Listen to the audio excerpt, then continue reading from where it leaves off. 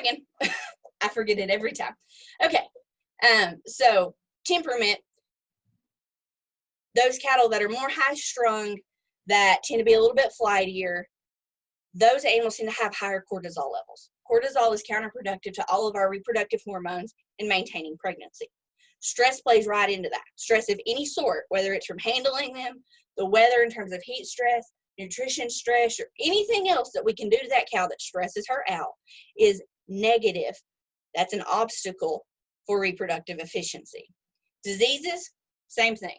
They're the normal ones that we worry about, the IBR, the BVDs, and all those, and how they interact with reproductive efficiency. But we also have some that are very specific to reproductive soundness, like trichomoniasis and campylobacter. Again, the big takeaway here is that all of these can be managed, except the weather. It would be nice if we could control that, but that's not realistic. Good management, however, can mitigate a good many of the influencers that prevent our cows from being reproductively efficient. When all of those factors work together and play nicely and everything goes according to plan, because that's how it always works in farming, right? This is what the estrus cycle of a cow looks like, okay? The short and simple explanation is that there are 5 main hormones that have to work together in the right level, the right amount, in perfect synchrony for that cow to come into heat. Those hormones are progesterone, estradiol, LH, FSH, and prostaglandin, okay? They've all got to be released at the right time in perfect synchrony for that cow to come into heat. When that happens, she has the opportunity to become pregnant every 3 weeks if she's cycling normally and she's exposed to a bull or AI, okay? Now, let's step back for a second. When we think about what we want this cow to be able to do, we want her to be reproductively efficient. We want her to have a calf every 12 months that weighs 50% or more of her body weight. We want her to do it as cheaply as possible, and we want her to get pregnant again really fast. Then we think about all of the things that are a challenge to her to be able to do that, and then we expect her to overcome all of this and this to work absolutely exact on time how it should.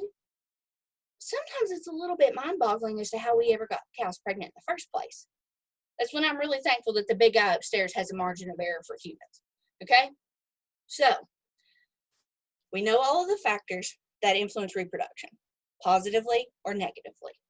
And we're going to discuss some of those a little bit more in detail when we talk about how we can manage those a little bit later on. But when we're worried about managing all of these things, what's the timeline for that to happen?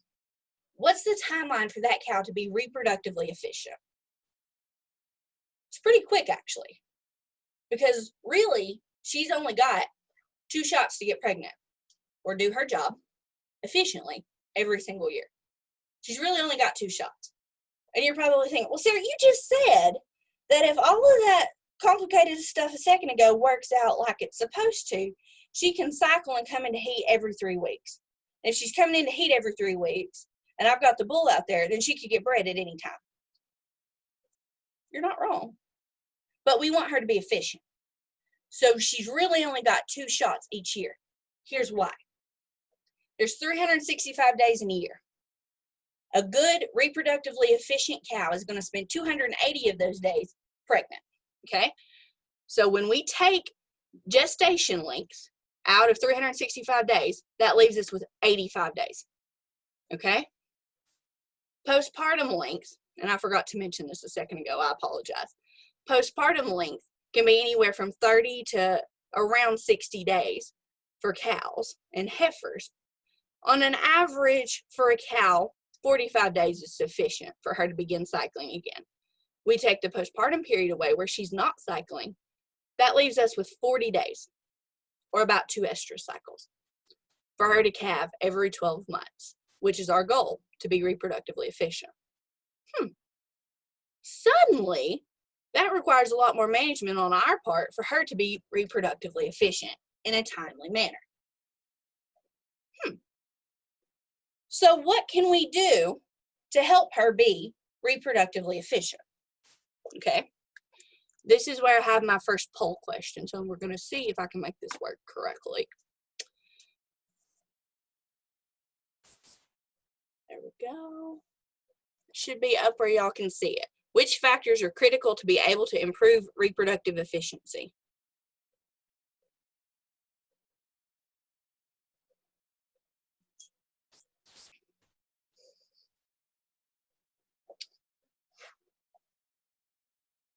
These things have to work right to be able to be reproductively efficient.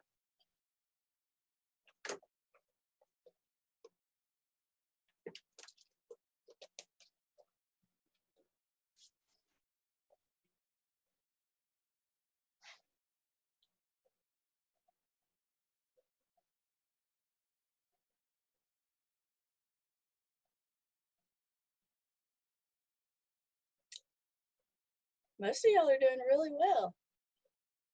Doing good. Doing good. Give it just a little bit longer.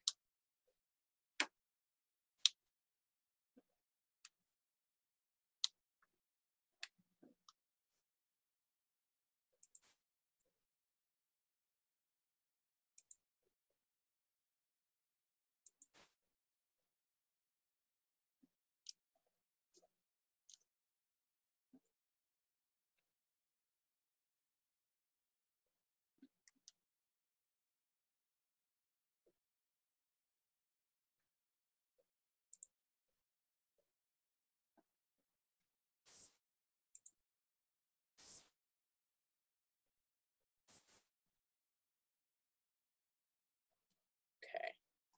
We're going to go ahead and end that poll. We're right at 80%. So y'all did awesome. The 3 things that are critical to be able to improve reproductive efficiency: they've got to be healthy, they've got to have the right groceries, the proper nutrition, and they've got to be cycling. Once those 3 things are right, then we can dive a little bit deeper into a few more things that will help improve reproductive efficiency. Get that off my screen. So, to that end, health is the first thing, okay? Vaccinate your cow herd annually. We always think about vaccinating calves. We don't always think about vaccinating cows. That's very important. At least a 5-way viral vaccine, possibly a 6-way if you have a lepto problem. That 5-way viral vaccine is typically going to cover IBR, BVD, both types, BRSV, PI3. IBR and BVD are 2 big drivers that can impact reproduction if we don't control them. So that at least a 5-way, maybe a 6-way viral, because lepto is a repro disease as well, is critical for the health program of our cows. A blackleg vaccine, and I hear this all the time. Well, I've never had a blackleg problem on my farm. Awesome. What happens when you do? Because blackleg lives in the soil, and it can pop up at random. And typically the first sign of an animal with blackleg is it's dead and it has all 4 feet up in the air. So a blackleg vaccine is really good, really cheap insurance. The pink eye vaccine, sometimes this gets a little bit controversial because it depends on who you talk to. Some people will tell you pink eye vaccine is great, fantastic, wonderful. They use it every year. It's great and amazing. Other people will tell you they've used it and it didn't work for them. That depends on which strain you're vaccinating against and whether or not that's the strain that's affecting your herd. So that's where I would say work with your local veterinarian, figure out if that's the right choice for you. And you can also discuss that with your extension agent, but your veterinarian is probably a little more well-versed in the strains of pink eye that are affecting your particular part of the world. And I also put on there, consider PI testing, just for the simple fact that if you have a cow that typically throws a calf and that calf almost always gets sick, that could be a symptom of a BVD PI cow. That particular cow is not going to be reproductively efficient in terms of getting pregnant again on time, and then also in terms of producing you a marketable product. Okay, and I put this price down here in the bottom corner because that's what it's estimated that lack of vaccination costs the cattle industry every year from reproductive related issues that could have been prevented with a vaccine. Y'all, there's a whole lot of things I can do with $500 million, including vaccinate my cows. Okay, so that's something we're leaving money on the table. We're creating problems for ourselves if we're not making sure that our health program is meeting the needs of our cows and allowing them to be reproductively efficient. What else do we need to do in terms of health? Let's manage those external parasites. And you're probably thinking, well, you know, flies are just kind of a nuisance. They're not a major problem. They are minor. But all of these, whether it's worms, internal parasites, external parasites like flies and lice, whatever the case may be, they're all stressors to that particular female. They're all stressors to the Delilah in our scenario here. And stress of any sort is adverse to reproductive efficiency, okay? Flies tend to lead to pink eye. Pink eye, if left untreated, leads to further health problems. Further health problems leads to decreased reproductive efficiency. That's the whole goal that we're striving for. We need our cattle healthy before they can do anything else, okay? What else can we do to help Delilah, and the whole herd for that matter, be reproductively efficient? We can manage her nutrition properly. This is so important. And I ask this in class, and it would be a lot easier if I could see y'all right now. But how many of y'all want to do anything if you're hungry other than go get something to eat? A cow is the same way, okay? We've got to make sure that whatever stage of production that cow is in, that she has the proper nutrition to meet her needs, okay? To be reproductively efficient, we want to do that with the most cost-effective feed stuff. Sometimes we can do that on grass. During a drought year, we may not be able to do that on grass, okay? So to be efficient, we want to do that with the most cost-effective feed stuff, but we've got to make sure that we're providing that cow enough energy, enough nutrients to be able to do what we're asking her to do. Think back to the beginning. We're asking her to do quite a lot. Wean a calf every 12 months, go at 50% or more of her body weight, do it all in good condition, stay healthy and sound, and get bred back in a timely manner. That requires proper nutrition, both before calving, because we've got to make sure that she has enough energy and enough body condition to carry her through calving and early lactation without being in a deficit. And so this particular graph that we've got here for before calving, this is a diagram that we use for flushing heifers. When we're talking about feeding heifers to their mature body weight. We want to feed those heifers ideally on this steady plane of nutrition so they have everything that they need to start cycling, coming into heat, and then get pregnant on time. The same applies to cows, okay? A lot of people are concerned that if they feed their cows too much in late gestation, that we're going to end up with calving problems. Not necessarily, because if we're feeding cows on the right plane and we're not getting them too fat like we would be up here, then typically we don't see calving problems, okay? If we see that, it's because we fed them way too much and it's fat deposits inside that birth canal that are causing the problem, not the size of the calf, okay? There's also research out there that shows about fetal programming and how we treat that cow before she calves is an indicator of the success or failure of that calf later on in life. So if we feed that cow well before she calves, then we're setting that calf up for future success, okay? Nutrition is vitally important both before calving and after calving, okay? Why is it important so much after calving? We've got the calf here alive. Well, now we want her to breed back, okay? Once that cow calves, majority of her energy is going to keeping herself alive and feeding that calf, okay? We want her to get pregnant again, though. So think of it this way. Once that cow calves, her number one goal, the first place she allocates nutrients, energy, protein, whatever the case may be, the first place she allocates nutrients is to maintain herself, to stay in homeostasis, okay? That's the first thing she does. The second thing she does, which is still pretty important to her, is to take care of baby, to lactate and feed that calf if she has a calf beside. A distant third, like way back in the back 40, not even essential, I haven't seen it since last summer, level of importance is reproduction, okay? If she doesn't have energy left over from maintaining herself and lactating to feed that calf, reproduction doesn't happen. That is a non-essential function of life. So if we don't have enough energy left over to recover these types of things, if we don't have enough energy left over to recover that uterine environment, to make sure that body is not processing those hormones that we need for reproduction through the liver to give that animal protein and energy, making sure that we have the proper ovarian environment so we're ovulating an egg that is viable for fertilization. If we don't have enough energy and nutrition and nutrients left over to do that, reproductive efficiency goes right out the window because it's non-essential to life. She can shut that off, no problem. So we want to make sure that we have the proper amount of nutrition provided to her at the right stage of production. Minerals, in terms of nutrition, your mineral program needs to be on point, okay? There are certain minerals that are critical to reproductive efficiency. Copper, zinc, manganese, iron, and magnesium. Those are all critical for reproductive function. Okay, you all have seen this chart. You've seen this chart in every Master Bee Producer class for the past couple of years. I've worked here for 4.5 years. I've seen it every year. This is not new. This is not inventive. As your mineral status declines, fertility is one of the things that goes away. If we don't have good fertility, we can't be reproductively efficient. And you might be sitting there thinking, but Sarah, the cost of minerals are so high. I agree. But I'm trying to reduce my costs. Well, let me ask you this.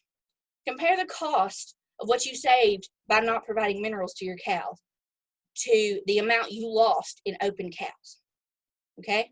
Pregnant cows that are reproductively efficient almost always more than pay for their input costs. Almost always. Think of it like car maintenance. It is cheaper to maintain your car in good working condition than it is to have to fix a major engine repair. It is cheaper to maintain your cows in good mineral status and make sure that they have the proper nutrition that they need to be reproductively efficient than it is to fix a whole bunch of inefficient open cows later on that are eating all your hay this winter and aren't going to have any chance of returning you any money on your investment. Okay? I get off my mineral soapbox now. Now, what else can we do to help her be reproductively efficient? We've got to understand postpartum interval length. Remember I said that postpartum interval is the amount of time after calving before she starts cycling again, before that cyclicity resumes. It's different for cows than it is for heifers, okay? So this little Charlet appearing heifer on the right-hand side, she might take a little bit longer than this big, pretty Lemmy influenced cow on the left-hand side, okay? She might take a little bit longer. She's a first calf heifer. She's still growing and developing herself. She's never done this before. If she has a dystocia, it makes it even longer, okay? That cow has done this before. She's done growing. She's at her mature size. She is more likely to have a little bit of extra energy and nutrition left over to start cycling sooner. Now, when we look at this chart on the left, and this is adapted from studies in dairy cows, but the concept is the same in beef cows. The purple line here is lactation. So once that cow calves, she begins lactating. And at a point in time, typically around a month, month and a half after calving, she reaches her peak lactation. Her peak nutrient demand goes down after that point because the calf is growing and maturing. The red line is energy balance, okay? So prior to calving, that cow has all the energy she needs and more. She is in positive energy balance. Anything above this horizontal black line is positive energy balance. Once she calves, a lot of her energy goes towards lactating. If you notice, these are roughly inverse, not exactly, but roughly inverse. The amount above the black line in the purple is similar to the amount below the black line in red, okay? So that cow, all of her energy is going to lactation shortly after she calves. Part of her energy is also going to uterine involution. Well, what do I mean by uterine involution? Think about it. Picture the inside of a cow. When that cow calves, that calf is this big. It's huge, right? That was inside one uterine horn. So that uterus is also this big. And it has to shrink back down to a size that would lay in my hand. No one can see my hands. I have baby hands, okay? So that uterus has to shrink and repair itself. She has to overcome her negative energy balance. She also is trying to feed this calf. If she's a heifer, she's still growing, and we want her to start cycling and come back into heat so she can be reproductively efficient. Well, in a cow, she's probably going to do that in a good situation that's very intensely managed, maybe as early as 30 days, but probably more like 45. It could be 60, okay? Depending upon her nutritional plane and the other factors that are influencing when she begins cycling again, this bouncy black line here is cyclicity. Now you'll notice that one of these is shorter than the other one. I like to think of this as ether for tractors on a cold winter morning. We've got an Alice Chalmers at home that it doesn't matter what time of year it is, it has to have a couple puffs of ether to get it started. This right here is like ether for cows when it comes to regaining cyclicity, okay?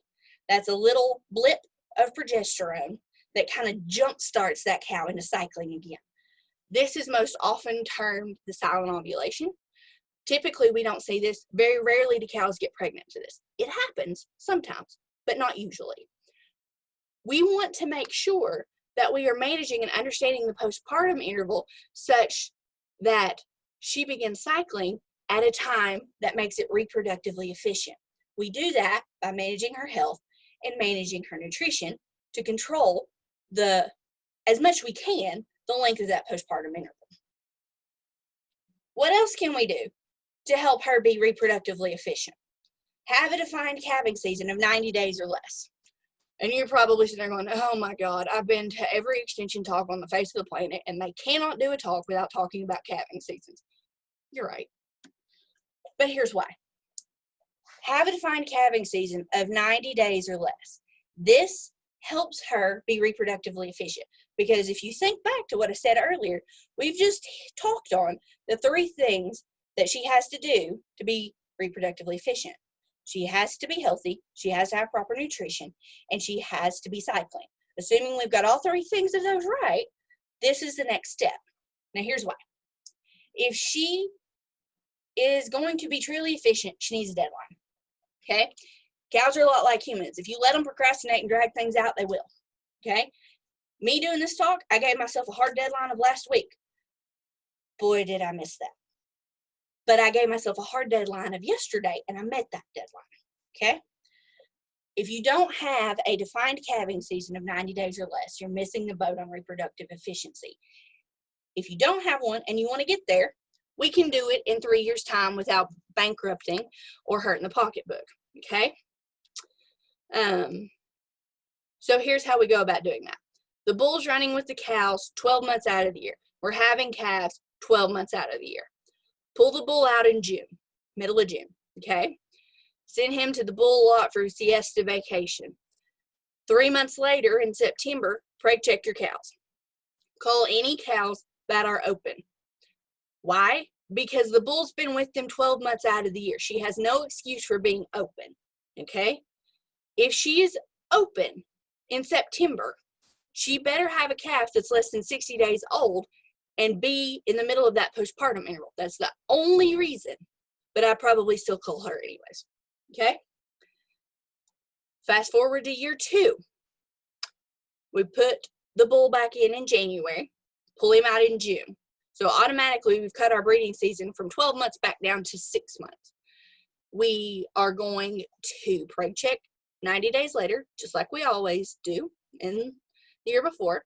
And then suddenly, instead of calving 12 months out of the year, like we were over here, we're calving 6 months out of the year.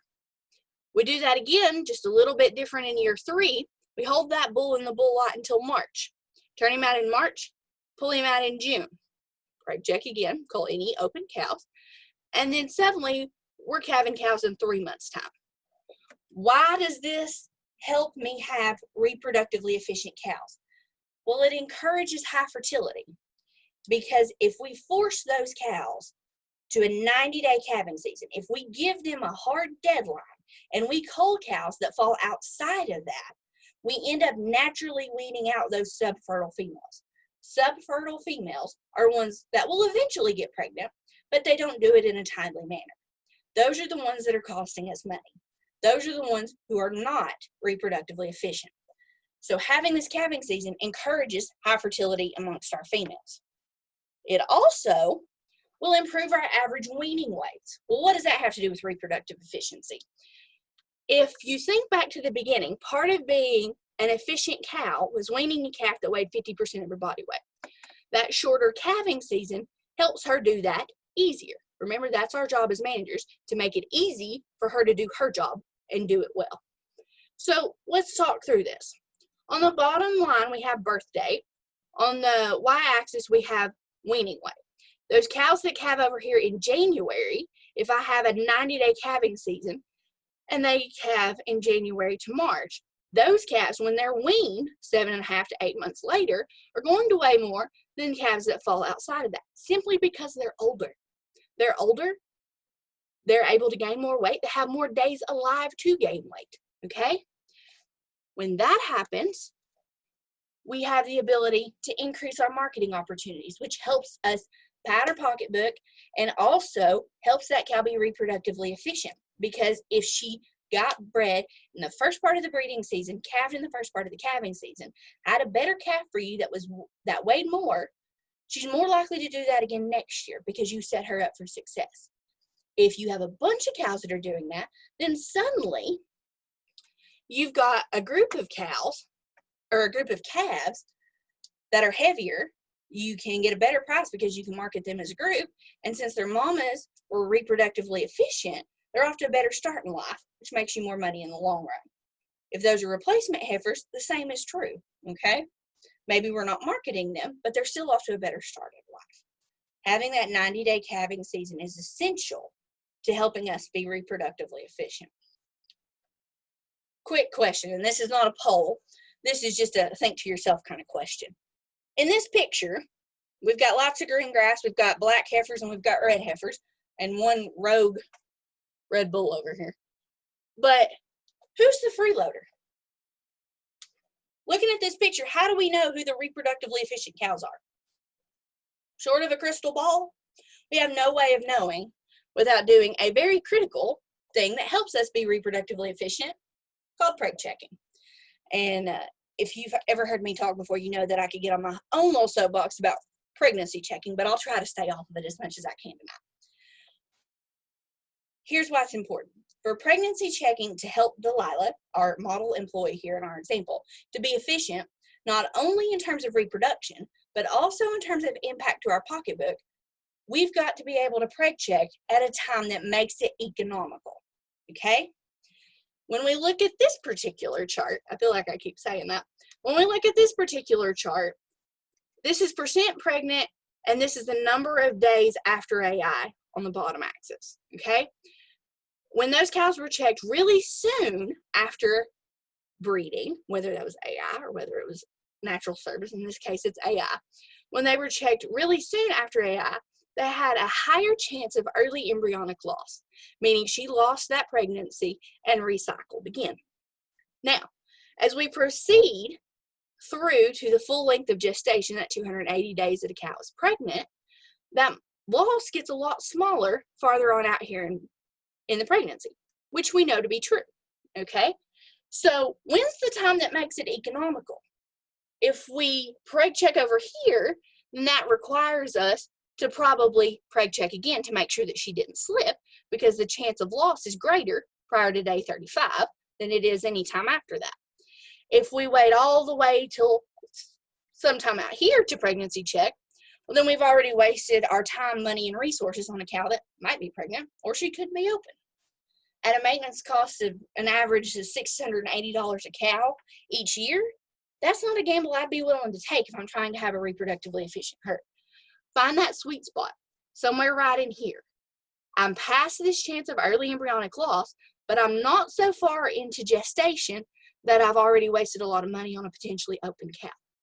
Preg check at a time that makes it economical. Now, one more poll question, which is going to pop up shortly. There we go. Which of the following is the best method to confirm pregnancy in beef cattle? Wait and see if she has palpation,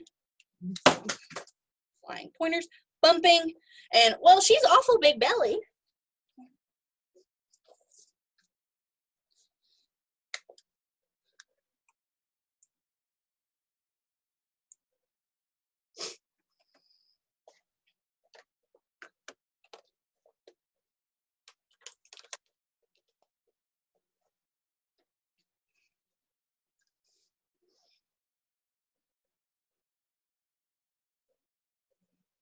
Oh, this makes my heart happy. This makes my heart happy.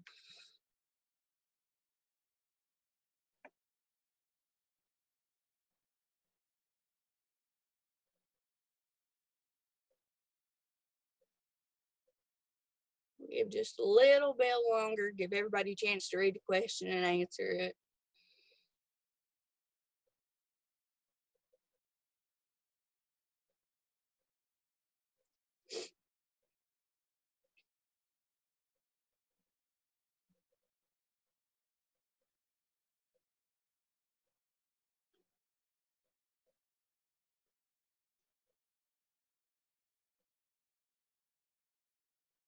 Okay.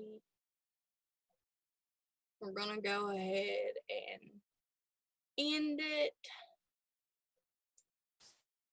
about now. So this makes me really happy to be able to see.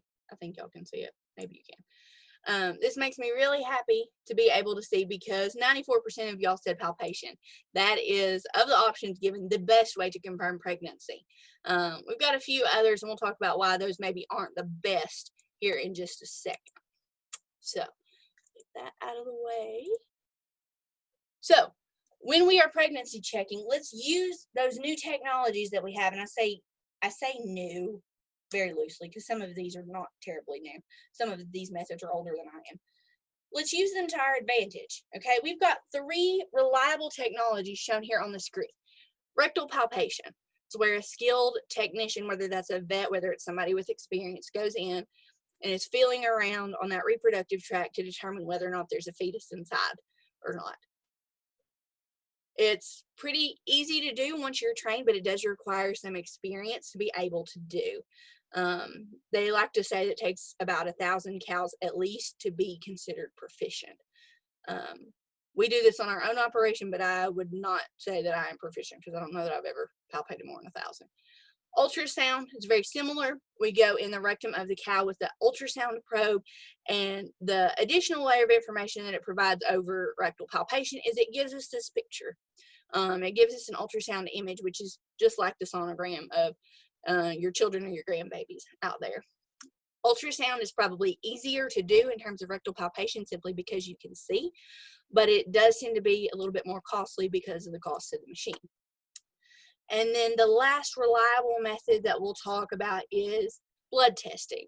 So the blood testing is simply a blood sample generally pulled out of the tail vein. You can pull it from other parts of the animal too, but that tends to be the easiest way to go about it. That's sent off and tested for pregnancy-associated glycoprotein. There are some limitations to the blood testing in terms of when you can pull those for them to be accurate. You can't do them too soon after calving and breeding in cows. I think it's like 82 days after calving, and it has to be in a mature cow so you don't get a false positive.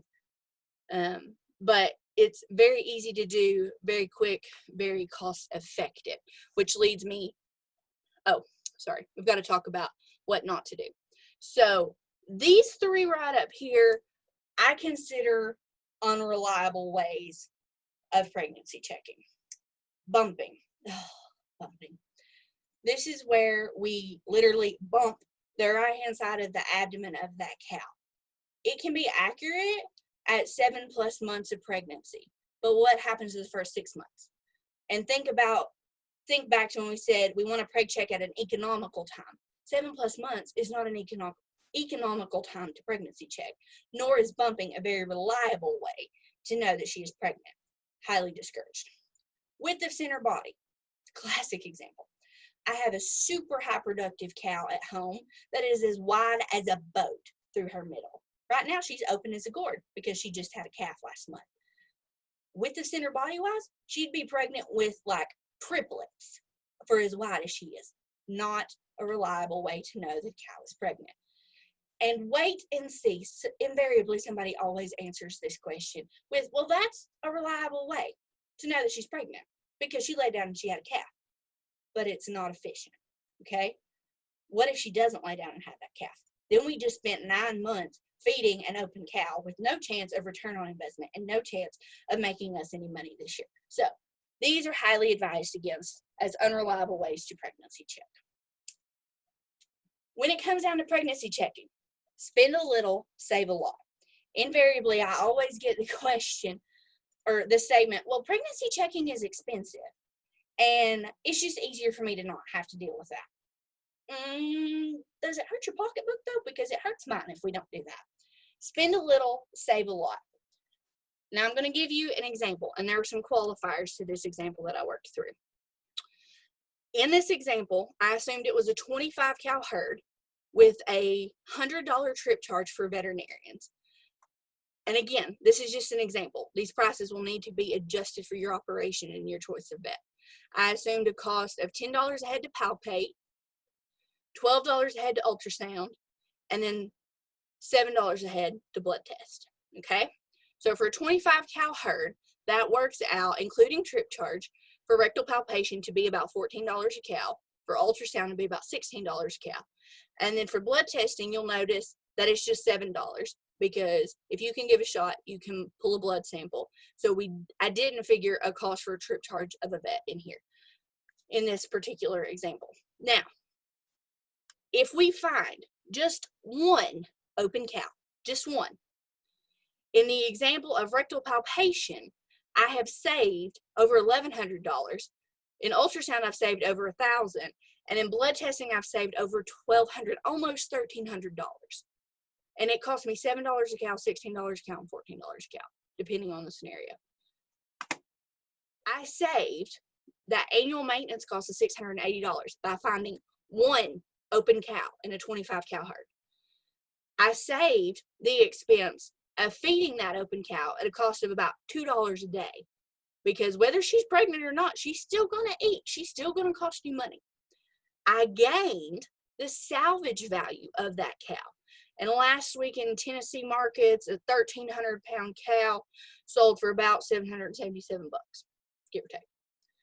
I am losing if I don't preg check. I am losing the opportunity to sell a cow for profit.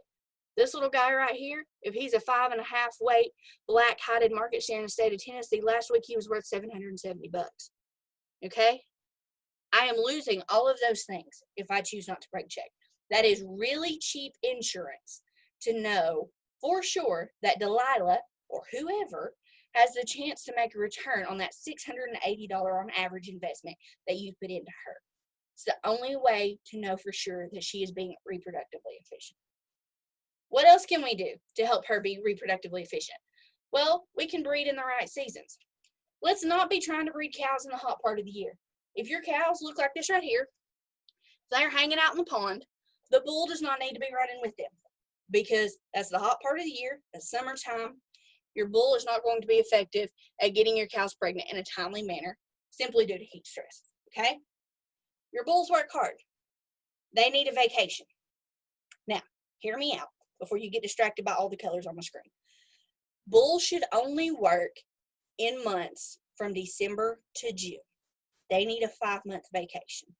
Maybe not because they've worked too terribly hard, but because we don't want them breeding cows at a time when they're not going to be efficient, the cows aren't going to be efficient, and we don't want them throwing calves at a time of year that's not convenient for us, okay? So, our bull only needs to work in months from December through June. Now, does he need to work that whole time? Nope. That's what the asterisks are for, because remember, we want a 90-day calving season to be reproductively efficient. So, for example, if we want the bull to be turned out, we want our breeding season to be January, February, and March. So we find the yellow box here, January, February, and March is when my bull is working. That tells me, when I match the colors up, that my cows will be calving October, November, and December, okay? Flip that around. Well, I don't want cows calving in the fall. I want them calving in the spring. I want my cows calving in January, February, and March. Well, then my bull needs to work April, May, and June. Notice this bar right here that says bull vacation.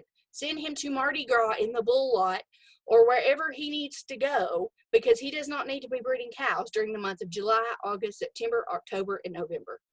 He does not need to be breeding cows during this time because of heat stress, because of when we will have calves thrown, because of reproductive efficiency. He cannot be efficient during this time, okay? Now, we can modify that 90-day calving season a little bit. Not necessarily in length, but in calendar placement. And that's what these colors are for. They still need to go on a 5-month breeding or a 5-month vacation, because in general, we have more success if they're not breeding cows during this time, okay? From July till after Thanksgiving is not the time to be breeding cows in the state of Tennessee. In most all cases. Send him to the bull lot, okay? If you don't have a bull lot, pregnancy check really hard after he comes out. After he is done working for that 90 days, pregnancy check really hard, cull any open cows, and leave him running with the cows. If all the cows are pregnant, he has no work to do. There is no reproductive efficiency lost if all the cows are pregnant and he's hanging out with cows. He's less likely to tear stuff up. He's less likely to cause a problem because he's with the cows, but he's not decreasing our reproductive efficiency because all the cows are pregnant.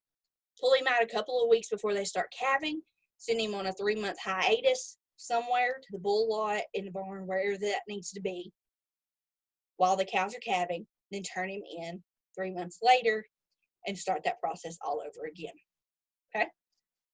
What else can we do to be reproductively efficient? Use low stress handling methods.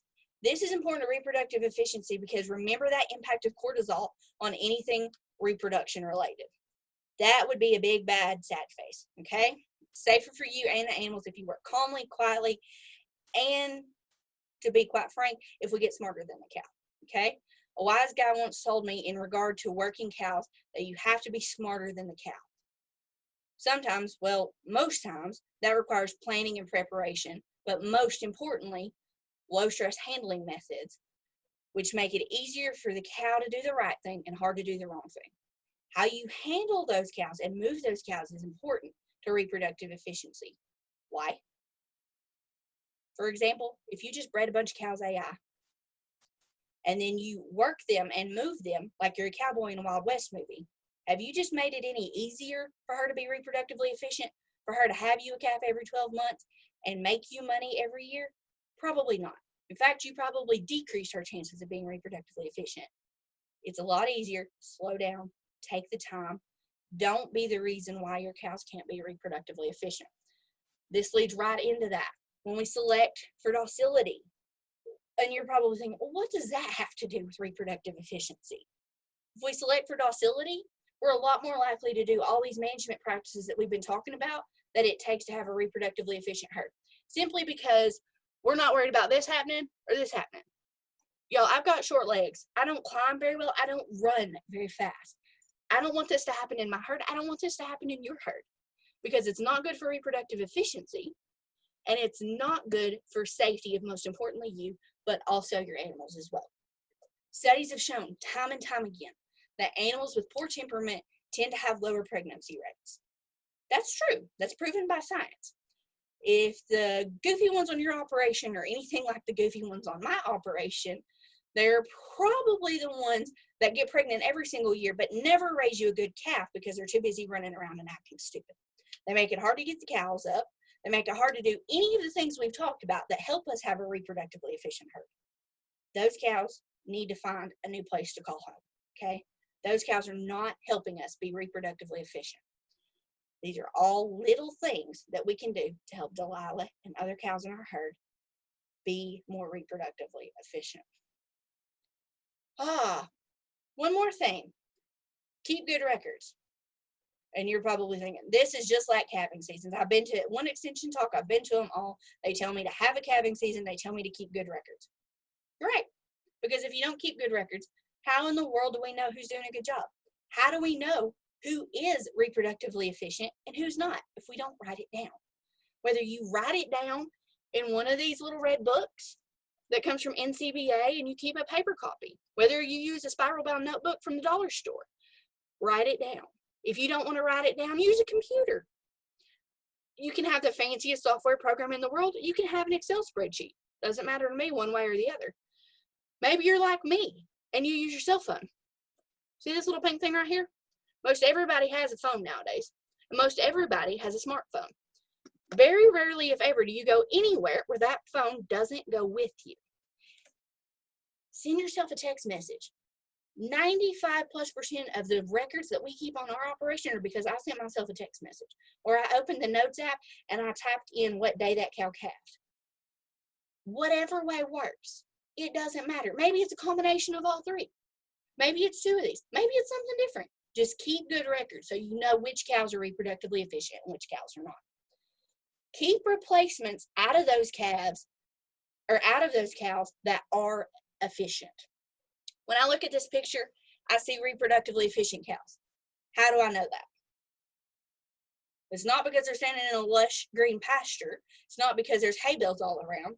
This clearly isn't in East Tennessee because there's not 7 inches of mud everywhere. But I know that these are reproductively efficient cows because look at the calves. All of them are the same size, okay? This shows me they were born all about the same time. We want to keep replacements out of cows that are reproductively efficient because even though reproduction is lowly heritable, cows that are reproductively efficient breed early in the breeding season, calve early in the calving season, they wean heavier calves, and those calves have a head start on their contemporaries that were born later, which means they have a better chance at becoming a reproductively efficient animal later on in their life if they're a heifer, okay? If we set those cows up for success, they have calves that are also a step ahead towards being reproductively efficient females. Likewise, we need to cull cattle that are not efficient, okay? You'll notice that nowhere in this talk about what can we do to help our cows be more reproductively efficient have I said at age X marks the spot is when we need to cull that animal, because I don't believe in that. It's one of the most common questions I get when I do a talk like this. Is what age should I cull a cow? Here's my response. Did she have a calf last year? Did she breed back on time? Is she healthy and sound? Does she have teeth? Are her eyes good? They're not overtaken by pink eye or anything like that. Is she doing a lot of the other things we've talked about here? If she's doing all of that, why would I cull her just because she's past a certain age? Maybe in a registered herd, but for a commercial operation, that cow is making me money, not costing me money. That cow is paid for and raking in the dough because she's reproductively efficient. I would focus on figuring out which cows in my herd are not doing that, which cows are not being efficient, and make the appropriate decision for whether or not they need to stay or go, because it depends on why she's not reproductively efficient as to whether or not she needs a dose of trilomycin, okay? What else can we do to help her be reproductively efficient? Targeted interventions to improve efficiency. We've talked about the 3 things we have to get absolutely correct: health, nutrition, and cyclicity. We've talked about having a calving season and pregnancy checking and how all of those things help Delilah be reproductively efficient. What do we do with the bull? Okay? That's considered a targeted intervention to improve efficiency. You know, Mama always said it takes 2 to tango, okay? The cow doesn't get pregnant and do all of this on her own. There has to be a bull somewhere in the situation. So, is your bull in good shape? Is he in good body condition? Is he on the right plane of nutrition? Does he have sound feet and legs? Is he healthy? Is he capable of breeding? Did you do a BSC this year to know if he's got good fertility? All of those things. Because if not, then maybe we need to change our bull power. Is he being overworked? If you applied for genetics through ag enhancement and you bought a yearling or an 18-month-old bull and went home and turned him out with 35 cows, he's not going to be successful because he's overworked, okay? We all know that rule. 1 cow per month of age, up to about 30 to 35 cows for a bull. So if he's a 15-month-old bull, no more than 15 cows. If he is a 2-year-old bull, about 25 cows. If he's a 4-year-old bull, about 35 is the max, okay? If we have more cows than that, and he is overworked, then maybe we need to increase our bull power. Maybe we need 2 bulls. Depends on the situation. We can also utilize some more technology to improve our reproductive efficiency by using synchronization protocols and or timed AI, okay? We can force our cows to be reproductively efficient by controlling when they are bred and more closely determining when they are going to calve by using something like this. Now, there are over 100 different synchronization protocols, so work with your extension agent, work with your local vet, figure out which one's the best choice for you. But if you do something like timed AI, you're controlling that. You can do synchronization and do live cover. You just got to make sure you got enough bull power to cover it. You can't synchronize 30 cows and turn out 1 bull. It's not going to work. He's not going to be successful, okay? But if we do something like timed AI, then we can inject some new genetics, even in a commercial operation, that can help improve reproductive efficiency down the road. This is something else that's also new, and don't get lost in the fact that this picture, there's a whole lot of multicolored lines, because we're going to walk through that in just one real quick second. But we can utilize seeders to shift those less reproductively efficient cows earlier in the breeding season. What happens when you have that really good mama cow who does a good job every single year, but this year she had a set of twins and she didn't come back into heat when she should have, or she got a case of foot rot and so she wasn't healthy during the breeding season, or whatever the case may be, she has a slip up. Because we hadn't kept them in the dog. Okay? Whatever the case may be, she has a slip up, so she's not cycling when she needs to. We can utilize seeders, which is progesterone, to help force her to start cycling when we want her to, okay? For example, this normal cow right here. Remember, this is the ether to attract her on a cold winter morning. This is the jump start that starts the cyclicity process over. That next one is when we have really good fertility, because the fertility in this heat cycle, not very good, okay? This is the one we're aiming for. This is the first good cycle, the first good ovulation. We want that to happen early on in the breeding season to have reproductively efficient cows. So a normal cow is going to do that, because when you look down here, she's in the first third of the breeding season. 90 days, 3 estrus cycles, that's where we want her to be, okay? A heifer, the heifer's going to have a longer postpartum interval than the cow. So maybe she's an estrus cycle behind. She's still in that breeding season, but she's down here towards the latter part of it. What can we do to help her be more reproductively efficient and help her get off to the right start in life? We can use a seeder and shift her forward an estrus cycle to where she starts coming into heat the same time that cow does in the first part of that breeding season, okay? Our goal here is to help keep that calving season tight, because we know that that's how it works. We know that's what works to help us be reproductively efficient. We can do the same thing in cows, but typically there's not really a need for that. Typically, a normal cow that has a normal postpartum interval, her nutrition is right, her health is right, she's not had any sort of dystocia problems or issues that would cause her cyclicity to be different. Typically, we don't need a seeder for her. But that calved late in the calving season, had a longer postpartum interval, say she had a set of twins or whatever the case may be, had trouble calving, the calf came backwards.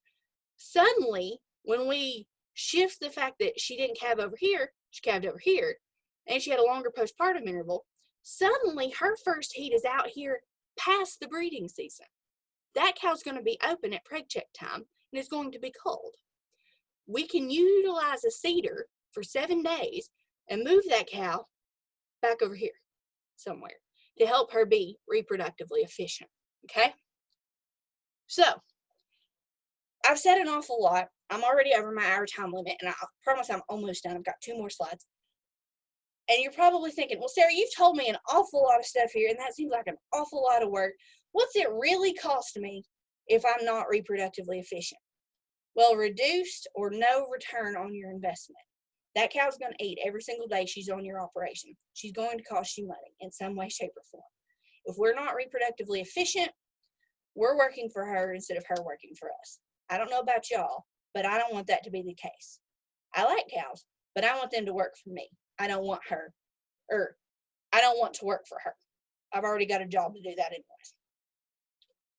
So we'll round out the evening, for my talk anyways, with a couple of comments on what do we do with reproductively inefficient cows. Well, the first thing we do is we resist the temptation to keep those subfertile females, okay?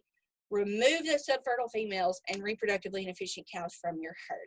How do we do that? Such that it is accommodating to our pocketbook, but also to our overall herd management standpoint. Well, option one, we can cull her immediately. If this is a cow, we're minimizing those losses. We're minimizing our production resources, the hay she's eating, the grass she's eating, the space she's taking up, whatever that case may be. But depending on the time of year when that happens, we might not be recouping as much of her potential value as we could, because we know that the cull cow market prices follow those of the calf market. So they're going to be lower in the fall than they are in the spring. If it's a heifer that we're culling for reproductive inefficiency, depending upon when we catch it, we may be able to market her as a heavyweight feeder heifer instead of receiving a cull cow price later. That requires us to be on top of our game, because heiferettes are not worth a whole lot at the market. We have the option to feed them cheaply until the market improves in the spring. If you've got plenty of hay, plenty of pasture, it's not going to be a strain to keep that freeloader around for the next couple of months. If we can feed her through the winter and it not be a burden, we know we get better prices in the spring. Every day we feed her, we're adding pounds too. Market her in the spring, get a little more out of her. Now, bear in mind, you've got more in her that way, but you've also got more pounds to sell. The last option, of course, is to get her rebred and to market her as a bred cow to someone else. I cannot emphasize this enough. Once she gets pregnant again, you're going to be tempted to keep her. Don't do it. She's only going to hurt your calving season, string out your calving season, lower your reproductive efficiency. That's not what we're trying to do. Okay, with that, any questions?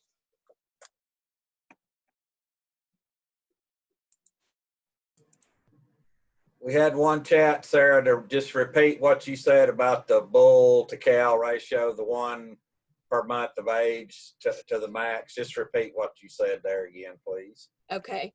For bulls, we want them to be with 1 cow per month of age up to about 35 maximum. So if it's a younger bull, like 15, 18-month-old bull, we want them to be 15 to 18 cows. 1 cow per month of age up to about 35.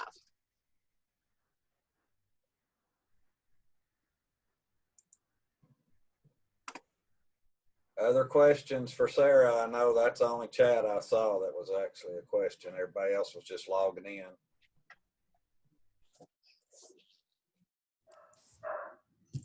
Yes, this is Doug Woolsey. Been to a few meetings where they recommend that a cow shouldn't have a calf until she's got green grass under her feet, which is most time from March through early spring or September through October. Mm-hmm. That would, with what you said, that would not fit in with an efficient breeding pattern, but it would, in some cases it does work pretty well. It has for us. Right. How do you feel about that? So we've got to make sure that she's got their proper nutrition, and that's where it's going to be different for each herd. So I assume you're probably talking about back here, Alan. This slide, is that where you're referencing, Doug? Yes. Okay. So some people choose to calve during this time of the year, and even parts of this time of year, basically just for personal preference. Primarily we think of spring calving seasons being January, February, March, or February, March, and April. And then, of course, our fall calving being September through November most of the time. a lot of times when we fall in these other ranges, those are producer choices for convenience on their part. So that's not to say that this is ideal. This is just, these are times when that would work in terms of the weather. Okay, thank you. No problem.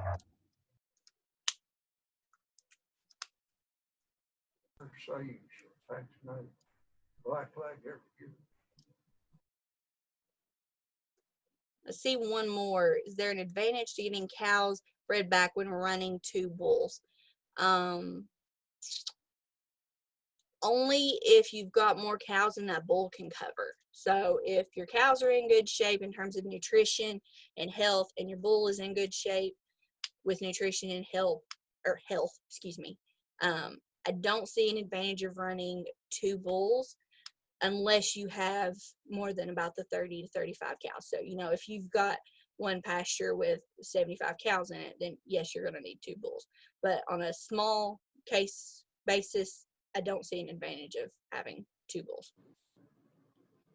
Sarah, you might also add that whenever you're using a 2-bull system, it's much more efficient whenever you run those bulls with 2 separated groups of cows, Yes. as opposed to running 2 bulls in the same pasture. Research has shown that about 80% of the calves are sired by 1 bull whenever that happens. You put more than one in there, they spend more time fighting than they do breeding cows. You can separate those into 2 groups, plus you know who the sire is that way as well.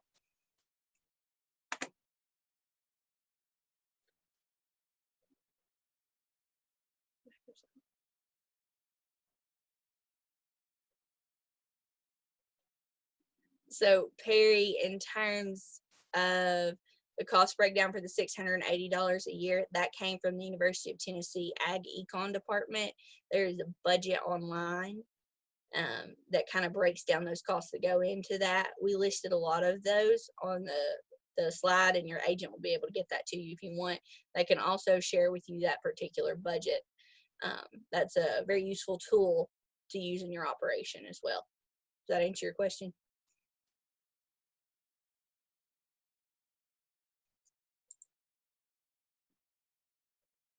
Awesome.